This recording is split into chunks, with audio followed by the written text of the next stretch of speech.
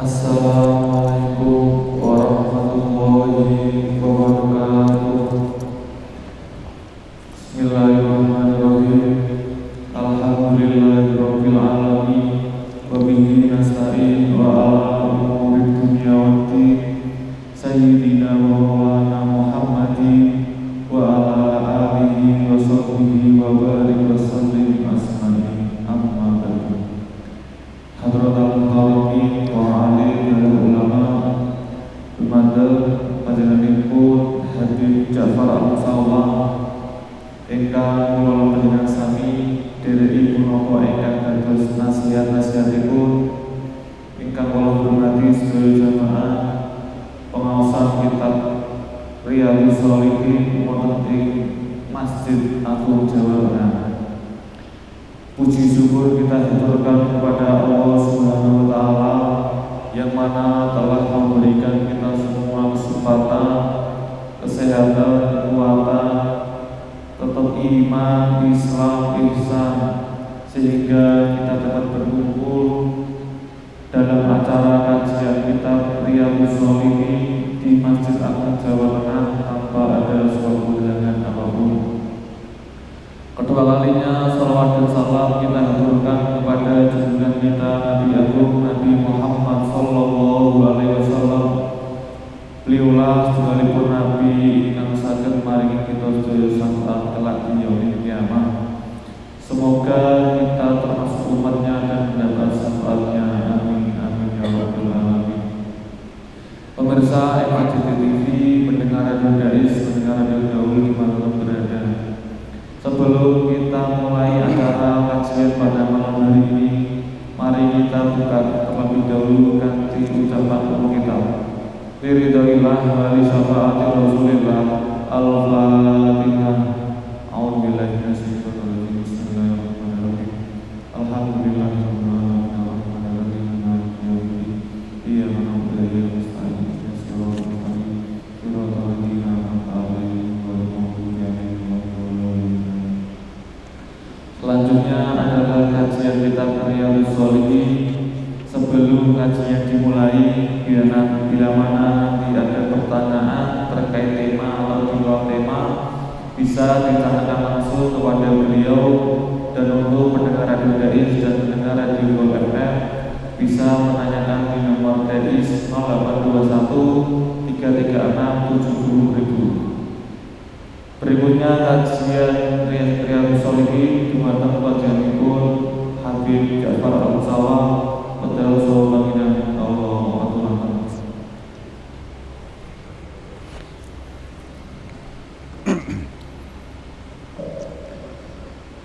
Assalamualaikum warahmatullahi taala wabarakatuh.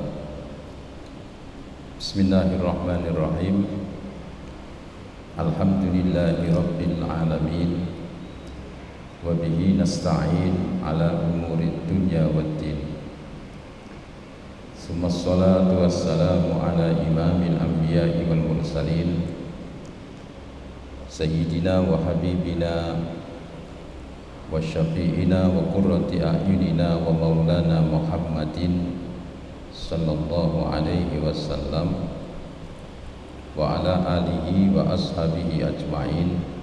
Amma ba'd.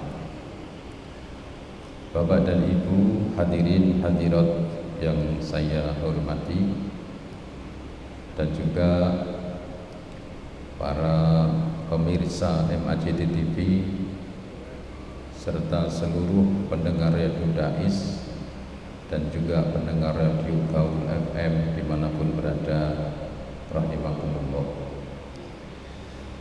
Puji dan syukur mari senantiasa kita panjatkan kehadirat Allah Subhanahu wa Ta'ala atas segala nikmat yang selalu diberikan kepada kita semuanya. Mudah-mudahan dengan kita selalu memanjatkan puji dan syukur kita kehadirat Allah Subhanahu wa Ta'ala, maka Allah akan selalu terus menambah kenikmatan-kenikmatannya kepada kita semuanya. Amin ya rabbal alamin. Hadirin hadirat rahimakumullah, saya akan menyampaikan bab tentang menepati janji.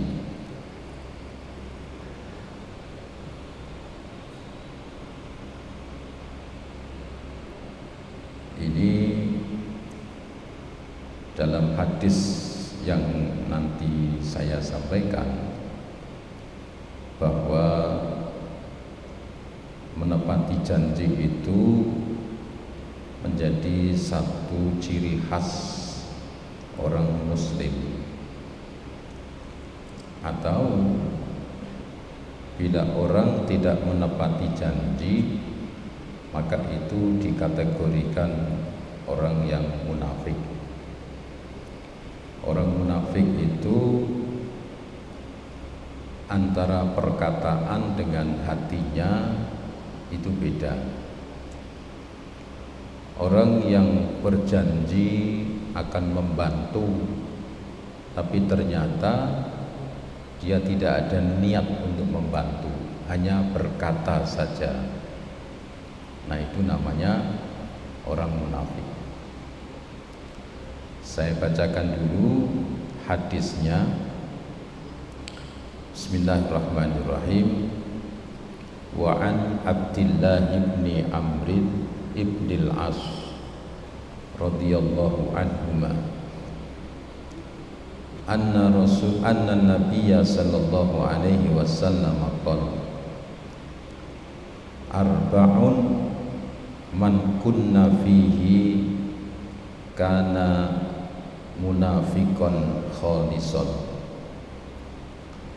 wa man kanat fihi khoslatun minhunna kanat fihi khoslatun minan nifaq hatta yada'a idza tumina khana wa idza haddatsa kadzaba wa idza ahada ghadara wa idza khasama fajara.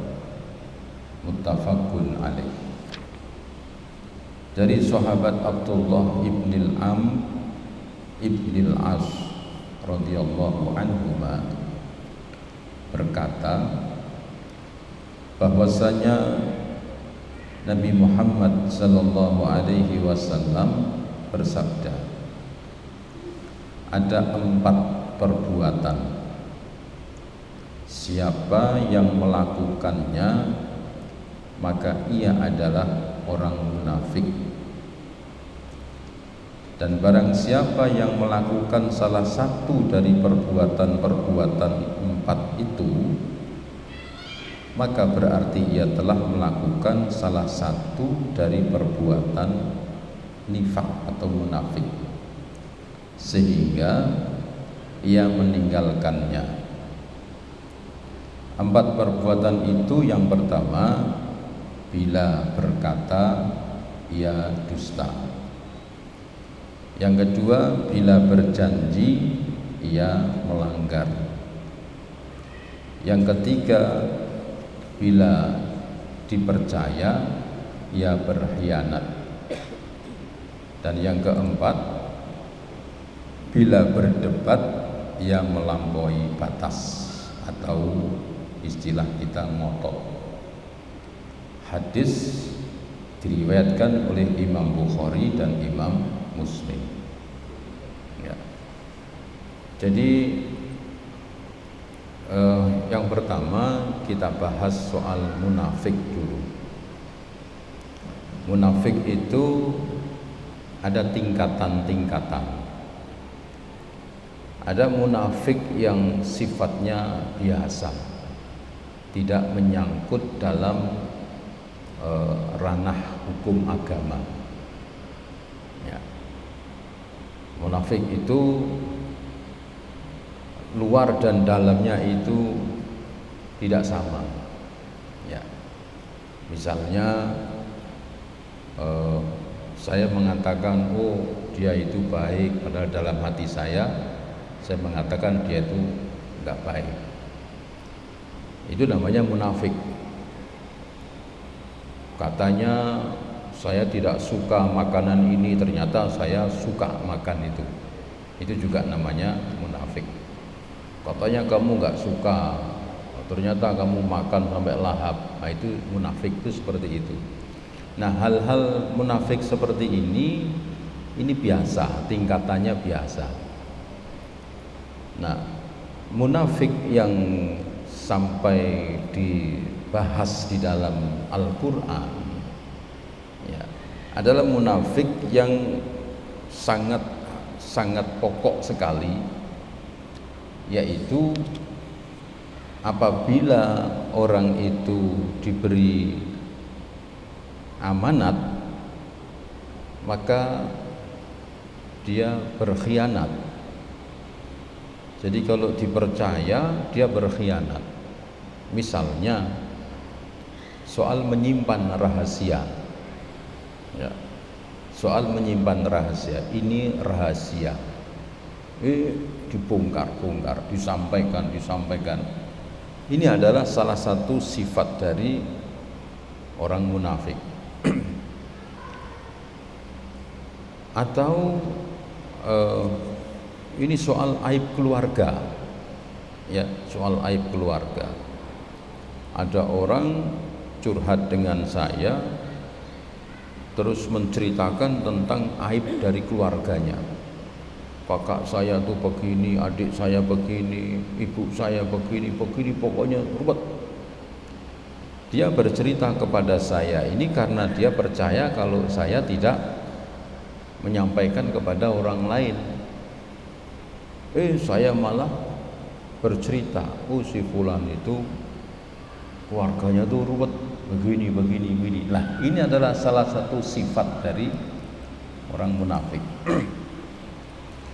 Nah, munafik yang paling tinggi itu adalah munafik yang terkait dengan soal agama. Begitu.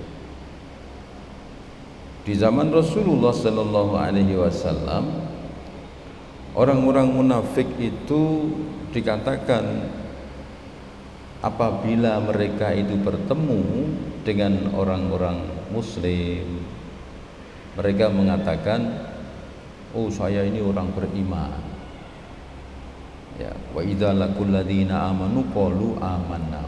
Saya ini orang, saya bolo mula, saya pendukung, saya pokoknya begitulah. Ya. Tapi ketika orang mukmin tadi sudah lewat, lalu dia bertemu dengan pemimpin-pemimpin mereka, mereka ditanya, kamu katanya menjadi pendukung Muhammad? Enggak, itu tak hapus itu. Ya, itu istilahnya tak beda dok lah. Tak beda dok. Saya tetap sebagai ini. Saya loyal kepada jenengan. Ini kan tak hapus itu wae. Ben seneng. Istilahnya begitu, ngapusi. Lah itu sifat munafik yang dibenci oleh Allah Subhanahu wa taala. Sehingga sampai di dalam Al-Qur'an itu dikatakan innal munafik fi darkil asfali minan nar. Sesungguhnya orang munafik itu mereka nanti di neraka itu berada di tempat yang paling bawah. Jadi neraka itu yang paling bawah, itu yang paling panas karena sumber bara apinya itu di bawah. Begitu. Jadi orang munafik itu tempatnya lebih bawah daripada orang kafir. Kenapa pada saat itu Nabi itu kesulitan menghadapi orang-orang munafik? Kesulitannya bagaimana? Jelunggerengnya dia, dohirnya dia kayak orang Islam, tapi sesungguhnya mereka itu bergerilya untuk menghancurkan Islam. Itu yang Nabi bingung untuk mendeteksi apakah dia itu bolo atau musuh. Itu Kalau di depan, koyok yoyo begitu, hormat dan sebagainya. Tapi ternyata dia merencanakan sesuatu untuk menghancurkan Islam. Nah, itulah sehingga dikatakan orang munafik itu tempatnya di bawah neraka yang paling bawah. Nah, kemudian ciri-ciri orang yang munafik itu adalah wa idza haddatsa kadzaba. Jadi kalau berbicara itu selalu dusta. Ya, kalau berbicara, berbicaranya manis begini, tapi ternyata dia dusta. Nah, itu sifat-sifat dari orang yang munafik. Wa idza wa'ada wa idza ahada. Jadi apabila dia itu berjanji, maka dia berkhianat, dia berdusta, bohong, belinjani, ya. Jadi kalau janji begini, ternyata dia melanggar. Jangan begini, pokoknya nanti sudah kamu, ternyata itu dilanggar sendiri. Itu ciri-ciri orang yang munafik. Kemudian yang keempat adalah apabila dia berdebat, dia selalu melampaui batas, ngotot. Kalau kita lihat orang-orang yang berdebat itu ngotot, salah ya terus enggak mau kalah, buat begini, ya Allah. Jadi berdebat itu tujuan utamanya adalah untuk mencari solusi yang terbaik, adu argumentasi. Boleh berdebat. Debat itu bahasa kasarnya kan seperti itu, tapi yang sesungguhnya itu bermusyawarah. Jadi orang yang munafik itu kalau berdebat, dia bukan mencari solusi untuk satu masalah, tapi berdebat untuk mengalahkan lawan debatnya. Nah, itu yang tidak boleh, dengan cara yang macam-macam. Ya, ada teknik-teknik berdebat, memancing biar emosi, kemudian memojokkan supaya bagaimana hubungan, pokoknya tujuannya biar menang. Nah, itu bukan sifat orang muslim. Kalau orang munafik itu bagaimana supaya dia lawan dialog kita ini kalah, begitu. Jadi jelunturungnya itu enggak pas, muter supaya yang berdebat itu lawannya itu kalah. Begitu ada kalimat yang kepleset sedikit, terus dikejar. Ya. Padahal tadi mengatakan begini, datanya mana? Jadi kalau ada yang kepleset, senengnya ragaruan.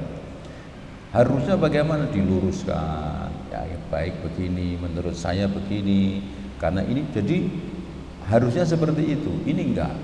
Nah, itu adalah ciri orang yang munafik. Nah, kemudian yang menjadi masalah besar, ya, yang menjadi masalah besar, status orang munafik itu bagaimana? Ya, karena dibedakan antara muslim dengan munafik. Di dalam hadis sebelum ini itu Nabi menambahkan wa in shoma wa shalla wa za'ama annahu muslim. Orang yang munafik yang melakukan 4 hal tadi itu yang dikatakan oleh Nabi, maka sungguh dia telah menjadi orang yang munafik itu. Nabi menambahkan wa in shoma, walaupun dia berpuasa, walaupun dia sholat, Ya, walaupun dia menyangka bahwa dirinya itu muslim. Berarti kalau menurut hadis ini Nabi mengatakan bahwa munafik itu bukan muslim. Begitu. Ini kalau penafsiran, pemahaman, ya. Jadi artinya orang munafik itu tidak dikategorikan seorang muslim. Karena orang munafik sampai dikatakan di dalam neraka tempatnya yang paling dalam. Nah, sekarang ini kok kayaknya kita ini banyak menyaksikan orang-orang atau manusia-manusia yang memiliki sifat empat ini, yang memiliki sifat orang munafik. Kayaknya seperti itu. Ya, saya tidak menunjuk yang yang di sana seperti itu, enggak. Kita sudah tahu sendiri, banyak orang yang memiliki sifat yang digambarkan oleh Nabi Muhammad sallallahu alaihi wasallam. Yang pertama, ya, idza tumina khana. Bila diamanati dia khianat. Diamanati untuk memegang jabatan, ternyata dia berkhianat. Ya. Kemudian wa idza haddasa, kalau berbicara dusta, bohong. Banyak orang yang sudah seperti itu kita saksikan. Wa idza ahada ghadara. Jadi kalau janji terus dilanggar. Banyak orang-orang di zaman sekarang ini berjanji begini, ternyata dilanggar semua. Nah, yang terakhir, kalau berdebat ngotot. Nah, sekarang ini tampaknya kita sudah diperlihatkan oleh Allah Subhanahu wa taala bagaimana yang digambarkan oleh Rasulullah sallallahu alaihi wasallam orang munafik. Nah, sekarang ini kan banyak orang-orang munafik yang bergentayangan di sekitar kita, begitu. Nah, kemudian lalu bagaimana orang yang munafik itu? Kalau ada orang yang mengatakan, munafik itu berarti bukan orang Islam. Bisa jadi orang itu tidak boleh disolati karena bukan orang Islam. Ya, karena hadisnya tadi Nabi mengatakan walaupun dia mengira, ya, dia mengira dia seorang muslim, padahal dia sholat, padahal dia itu puasa, ya, dan dia mengira dia seorang muslim, KTP ini Islam, tapi perbuatannya yang melakukan 4 hal ini, maka disebut munafik yang sempurna, benar-benar munafik. Nah, artinya apa? Supaya kita ini berusaha menjauh, meninggalkan sifat-sifat orang munafik. Kita mulai berusaha supaya apabila ada orang memberi amanat kepada kita, maka kita harus pegang amanat itu. Jangan kita berkhianat. Sekarang ini nyuwun sewu, ada orang itu yang sesungguhnya, kepada saya sampaikan, sesungguhnya tidak punya keahlian, tapi karena ditunjuk maka dia siap. Sehingga apa yang dikatakan oleh Nabi bahwa apabila sesuatu perkara diserahkan kepada orang yang bukan ahlinya, maka tunggu kehancurannya. Tunggu kehancurannya. Ada orang datang kepada saya menyerahkan radio rusak. Bib, tolong ini dibenarkan ya. Saya, ya. Saya ini buka radio ratau, kokon dandani radio. Kira-kira tambah rusak apa enggak? Ya pasti rusak. Tak bongkar, balik gini ora iso aku. Ya, kok anggerono bau tak buka, bau tak buka, bau tak buka. Bar iki mlebu ning ngondi ora ngerti. Hancur. Ya. Nah, sekarang itu banyak orang yang ketika diberi tugas siap. Karena ini mandat. Saya harus laksanakan tugas. Loh, lah piye iki?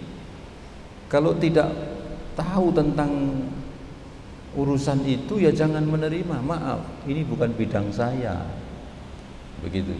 Bidang diopiok koyo arisan ya. Iki tugasmu. Iki tugasmu begitu. Ya kan hancur ya. Jadi kita berusaha ketika kita diberi amanat ya kita harus pegang amanah itu ya. Terus jangan membiasakan atau mencoba-coba omongan dusta.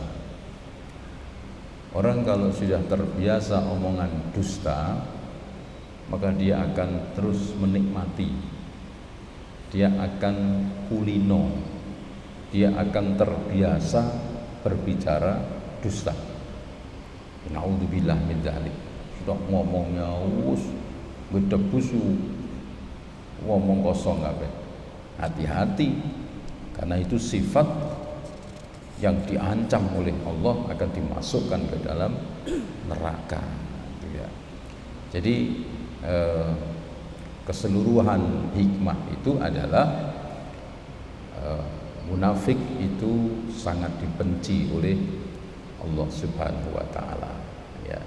Dan munafik itu menyakitkan banyak orang. Diberi amanah khianat. Wah, yang sakit hati itu banyak sekali ya. Saya kira cukup ya. Ini tampaknya isaknya maju sehingga saya cukupkan sekian. Mungkin kalau ada yang bertanya, Bapak Ibu hadirin hadirat, saya persilahkan. Atau mungkin ada yang mau bertanya lewat WA juga persilahkan. Ada yang tanya?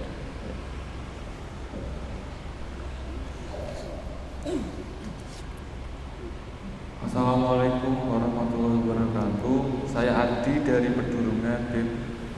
Kalau seseorang berjanji kemudian penerima janji bilang sudah tidak dilaksanakan saja tidak apa-apa, hukum janji tersebut bagaimana, Bib? Yang menerima janji? Iya, bilang sudah tidak usah dilaksanakan saja tidak apa-apa. Ya. Ini yang ditanyakan, ada orang berjanji, tapi yang dijanjikan itu mengatakan ya sudah nggak usah dilaksanakan, nggak apa-apa, gitu ya. Jadi kalau yang menerima janji itu hanya satu orang, maka clear, ya clear. Tapi kalau yang menerima janji itu tidak satu dua orang, maka satu orang itu tidak bisa mewakili. Misalnya begini, saya janji dengan seseorang, nanti saya mau membantu kamu beras 10 kilo, misalnya begitu. Ternyata nggak terpenuhi. Nah, orang yang saya omong itu mengatakan ya sudah, nggak usah, nggak apa-apa, gitu ya, selesai. Tapi kalau saya mengatakan misalnya saya nanti mau nyumbang bapak-bapak yang di sini beras 10 kilo, terus yang mengatakan itu cuma 2-3 orang, ya sudah Pak, tidak usah dilaksanakan lah, tidak apa-apa, daripada dengan kesulitan sudah usah dilaksanakan. Yang ngomong 3, padahal di situ yang dijanjikan orang 10, ya itu belum selesai, begitu. Kecuali kalau yang lainnya itu semua mengatakan sudah nggak usah lah, cuma paling bedebus tok misalnya gitu ya. Tapi tetap yang berjanji itu adalah merupakan karakter atau sifat orang munafik ke depan. Walaupun yang dijanjikan itu sudah mengatakan sudah nggak usah lah, tapi itu sifat munafik. Karena kalau yang bukan munafik itu janjinya pasti dia akan berusaha memenuhinya, begitu. Saya pernah sampaikan doa Nabiullah Ismail alaihissalam. Beliau ini pernah berjanji dengan seseorang untuk bertemu di satu tempat. Besok saya mau ke sini, ya, kita ketemu di sini. Nah, besok harinya Nabi Ismail itu di situ ternyata trisiban. Nah, karena beliau ini berjanji, maka beliau ini setiap hari datang di satu tempat dengan jam yang sama itu selama 2 tahun. Datang, ditunggu nggak ada, pulang. Oh mungkin orangnya itu, datang lagi sampai 2 tahun. Itu ciri khasnya orang muslim itu seperti itu. Tapi kalau nanti besok ketemu ya, tapi begitu besoknya ada urusan lain, terus nggak dialah, oh gampang lah. Nah itu sifat orang munafik itu seperti itu, menyakitkan. Nah, yang ini yang nunggu ini tunggu sampai sore nggak datang misalnya begitu, ini kan menyakitkan. Jadi sifat yang dibenci oleh Allah, gitu ya. Mungkin ada lagi, monggo sini.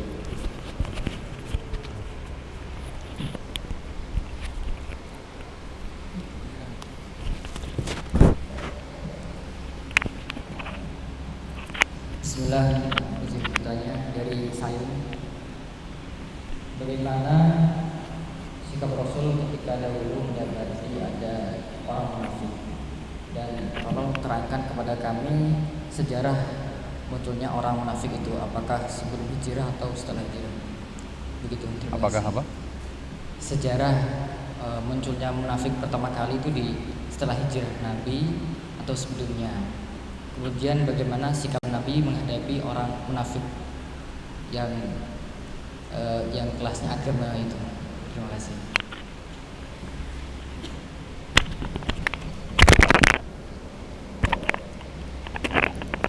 Bagaimana sikap Nabi terhadap orang munafik? Kalau Nabi itu selama orang yang munafik itu tidak melakukan kesalahan secara nyata, maka Nabi mensikapi dengan baik. Ya. Kecuali kalau orang munafik itu bersikap yang terlihat tidak baik, maka Nabi bersikap. Misalnya ada orang-orang munafik, ya, datang kepada Nabi, ya Muhammad, di daerah sini ini orang-orangnya mau masuk Islam dan dia minta kamu sendiri yang mengislamkan. Itu orang-orang munafik itu, karena dia ya kenal dengan Nabi. Setelah Nabi mendatangi, ternyata di tengah jalan itu Nabi mau dijebak, mau dibunuh. Dari bukit-bukit disiapkan batu-batu yang besar. Jadi begitu Nabi datang mau melintas, Nabi dicegah oleh malaikat Jibril. Berhenti dulu. Nabi berhenti, batu itu brol. Nah, ketika melihat seperti itu, Nabi bersikap, tangkap semua orang yang menipu, semua orang yang mengatakan ini, tangkap semuanya. Ditangkap. Setelah ditangkap, mereka mengatakan, ya Muhammad, saya minta supaya yang mengadili, yang menghukumi saya ini Umar bin Khattab.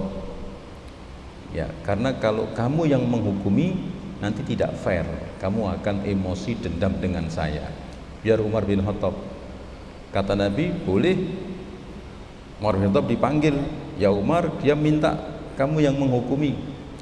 Katanya kamu netral karena kamu kenal dengan mereka itu. Ya, setelah Sayyidina Umar mengatakan, kamu apa kasusnya, begini. Sayyidina mengatakan semuanya dihukum mati, hukum mati semua. Nabi mengatakan ya sudah, yang dia mintanya oleh Sayyidina Umar, begitu. Nah, jadi Nabi bersikap. Nah, apakah munafik itu munculnya di zaman Nabi? Ya, kalau sifat munafik itu dari dulu sudah ada muncul yang namanya munafik. Tapi rame dibicarakan itu karena pada zaman Nabi orang-orang munafik itu menyulitkan dakwahnya Nabi. Yang kelihatannya baik, ternyata malah memusuhi Islam. Melok rapat, ternyata dibocorkan ke golongannya dia. Itu orang munafik seperti itu. Jadi badan bajunya itu muslim, tapi dalamnya itu non muslim, benci dengan Islam. Nah, itu kalau ditanya munculnya kapan, ya sebelum Nabi sudah banyak orang-orang yang memiliki sifat munafik gitu ya. Saya kira itu Bapak Ibu hadirin hadirat rahimakumullah, kurang lebihnya apa yang saya sampaikan mohon maaf. Akhirul kalam, wallahul muwaffiq ila aqwamit thoriq. Assalamualaikum warahmatullahi taala wabarakatuh.